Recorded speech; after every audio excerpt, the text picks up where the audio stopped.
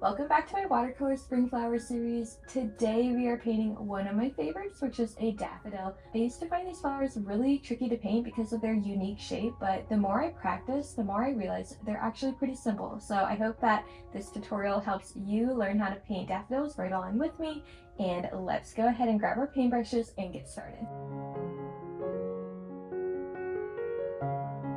If you're new here, let's quickly review the materials that I'm using. So for paper, I'm using the brand Arches, and this is an 8x10 piece of paper, but you can use whatever size you want. For my brush, I am using a size 8 silver black velvet, and we're most likely going to be using this size the whole time. And for my paint, I love to use the brand Windsor&Newton. I have the professional grade watercolor kit. So now that we reviewed our materials, let's go ahead and grab our pencil and get sketching. So you can draw however many daffodils you want. I think I'm going to do 2 of them.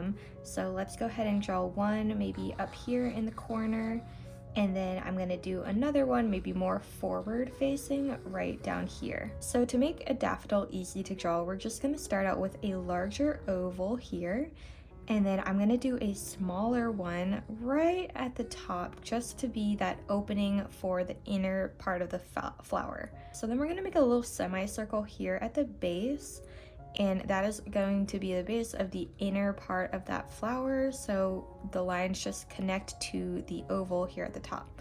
So it can be pretty simple to paint once you just focus on the larger shape of the flower. And once we have that, we can start defining our outer petals a little bit. So I'm just taking my line out here and then making the petals kind of follow the shape of our oval. We want to make sure that they kind of extend a little bit beyond it, just so it's not like a perfect oval, but super easy once you just simplify it. And that's really what I love about teaching how to do paintings, is just showing you that it doesn't have to be too difficult. And that was always the roadblock for me when learning how to do new paintings, is just not knowing how to go about it. So I hope that my YouTube videos really help simplify paintings for you, and make them fun to do, because that's what painting is all about, is it should be fun to do and not too stressful. So I'm doing the same thing on this oval down here. Is I just made my oval though a little bit more inwards instead of out, just because I want the flower to look like it's facing more forward. So you can kind of angle the flowers any way you want. I just wanted to have a little bit of variation in here.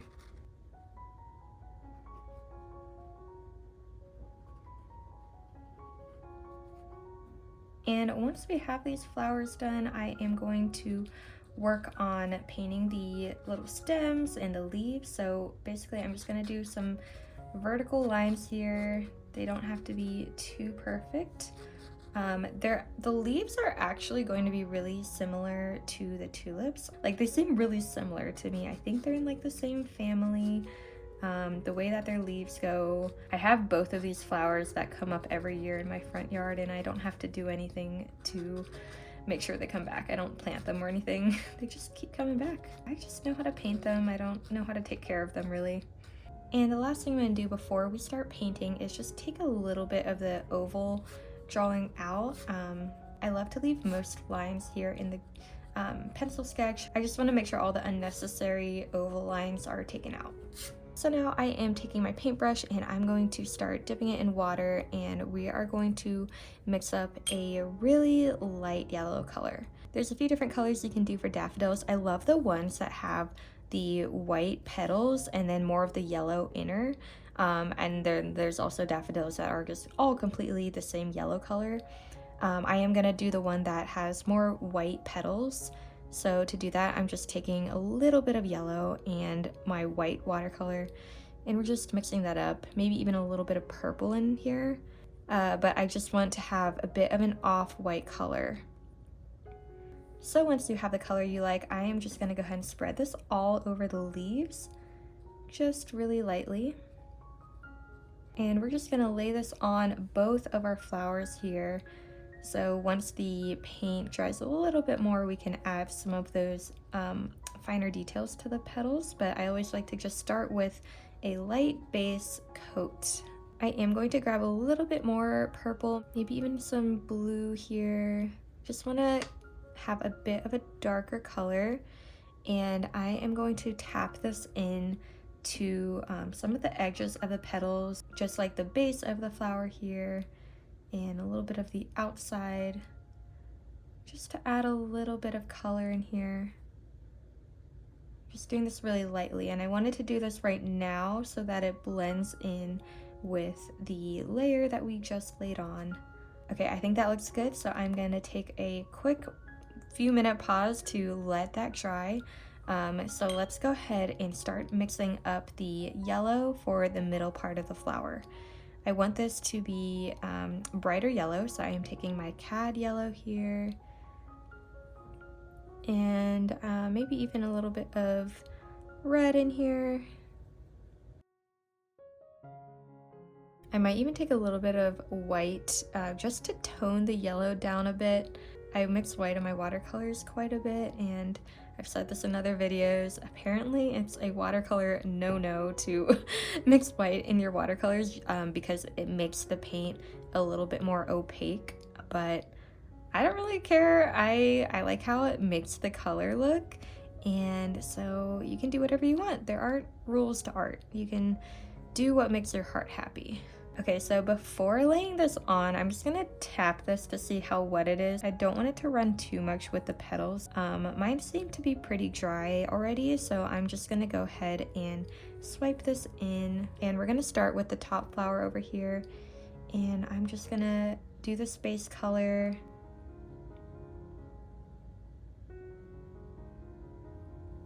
And for this top part, I do want it to be like a little bit of a jagged edge, since it's usually not a perfect oval. So I'm just taking my brush and like dotting it a little bit here around the top. And I'm going to do the same thing for this other flower we have down here. So I'm just laying this in. This middle part is a little bit more of a circle, less of a neck than the other one. Again, I'm making some dotted motion so that the circle part is not too perfect. Now I'm gonna grab a bit more of an orangey tone, so I want more yellow and a little bit of red in here. Maybe even some burnt sienna. Let's go ahead and grab some of that so that we have a darker yellow here. And I'm just going to take this color and I want to put it in the center of these ovals and circles. So go ahead and just tap this in here to the center. The paint is still wet, so we want it to run a little bit. And I'm also going to take this color and tap it into the base. So I'm going to go back to these petals in a bit and just give them a little bit more detail. But first, let's now go ahead and go to the leaves. So now that we have the base of the flower painted, I am going to go ahead and start painting the leaves. So let's go ahead and grab some green. And I am taking some sap green. And I want it to be more of a warm green, so we can just kind of mix it with the yellow that we've been already mixing up. And I'm going to start with this nice light green. I am going to go ahead and mix up a darker green to grab when we need our shadows. So I'm taking green with a bit of Payne's gray so that we've got more of a cooler tone. So first, let's take our lighter green, and I'm just going to start doing some vertical motion. So for the stem, we're just going to go straight down here with the tip of our brush. I'm going to start pressing down my brush to get some of those thicker strokes for the larger leaves. And I'm just simply going around the petals here, just avoiding the white area.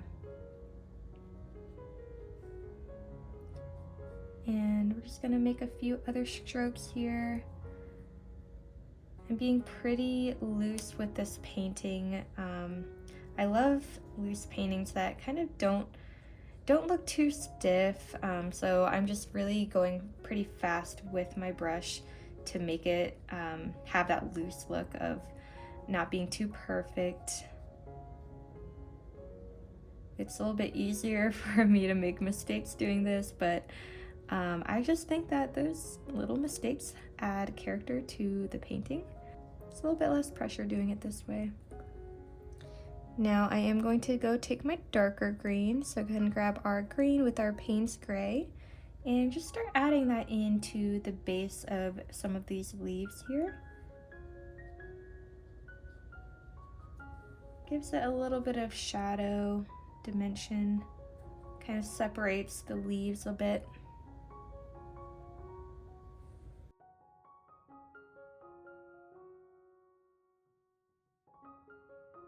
Okay, I think that looks good for our leaves, so I am going to stop there and we're going to revisit our flowers. So I'm just going to work on the petals a little bit. So I want a little bit of a blue purple mix here, maybe even a little bit of cad red in here. I just wanted to define the petals a tad bit more. So once you have a bit of this darker purple color, we can go ahead and start putting at the base of some of the petals. And I don't want to completely outline my petals. I'm just going to start at the base and like flick my brush up a little bit more. Maybe even take my finger to rub at it a bit. I don't want the petals to look too perfect. So I'm just really lightly going around, not connecting all of the lines. These are called lost and found lines, when you don't go all the way across, but you're putting a few outlines here and there. It's just, I don't want it to connect all the way. Same thing for these petals that are up here. Just want to go ahead and add a little bit of definition here at the top.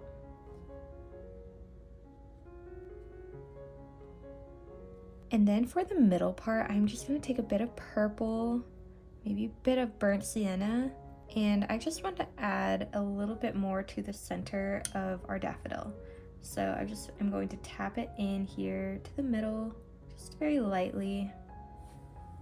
Okay, so I am going to take my size 1 little brush. So if you have a little teeny brush, or you can just use the tip of your brush, but I am going to take a little bit of Payne's gray. I'm going to water it down a little bit with some cad red and water.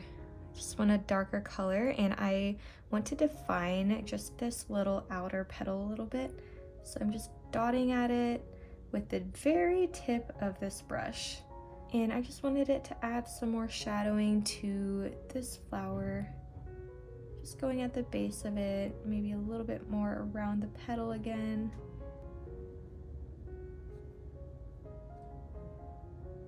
And same thing for this flower in here. We're just gonna dot the middle and then go a little bit around the outside, just to add a little bit of texture to this flower as well. I always like to go a little bit outside of the petals that I paint, just to add a bit of movement to the painting. And I love how these daffodils look. I think they look so classy. So if you haven't gone to see the videos of my other flowers, go ahead and check out my channel to follow those tutorials. But I am so glad that you joined me for today's video, and I hope that you learned a lot in this tutorial. Let me know in the comments below what other flowers or anything else that you want to learn how to paint. And I'm also always posting mini tutorials on my Instagram, so if you want to follow along with me there, you can find me at Emily Winslow Art. As always, I'd love if you like this video and subscribe to my channel, and until we paint again next time.